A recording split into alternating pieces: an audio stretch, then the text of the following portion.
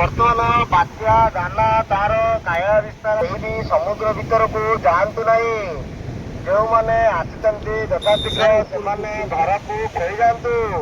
ବାତ୍ୟା ଦାନା ଯୋଗେ ସମ୍ପୂର୍ଣ୍ଣ ସମୁଦ୍ର ଅଶାନ୍ତ ରହିଛି। କେହି ବି ଏପର୍ଯ୍ୟନ୍ତ ସମୁଦ୍ର ଭିତରକୁ ପ୍ରବେଶ କରନ୍ତୁ ନାହିଁ। ଆମେ ଆପଣମାନ ସମସ୍ତ ପର୍ଯ୍ୟଟକ ମାନଙ୍କୁ କହୁଛୁ କେହି ବି ସମୁଦ୍ର ଭିତରକୁ ଯାଆନ୍ତୁ ନାହିଁ। ଯେଉଁମାନେ ଆସିଛନ୍ତି ଯଥାଶୀଘ୍ର ସେମାନେ ଘରକୁ ଫେରିଯାଆନ୍ତୁ। ବାତ୍ୟା ଦାନା ଯୋଗେ ସମ୍ପୂର୍ଣ୍ଣ ସମୁଦ୍ର ଅଶାନ୍ତ ରହିଛି। ଆମେ ସମସ୍ତ ପର୍ଯ୍ୟଟକ ମାନଙ୍କୁ ବାରଣ କରୁଛୁ ଏପର୍ଯ୍ୟନ୍ତ ସମୁଦ୍ର ଭିତରକୁ ପ୍ରବେଶ କରନ୍ତୁ ନାହିଁ।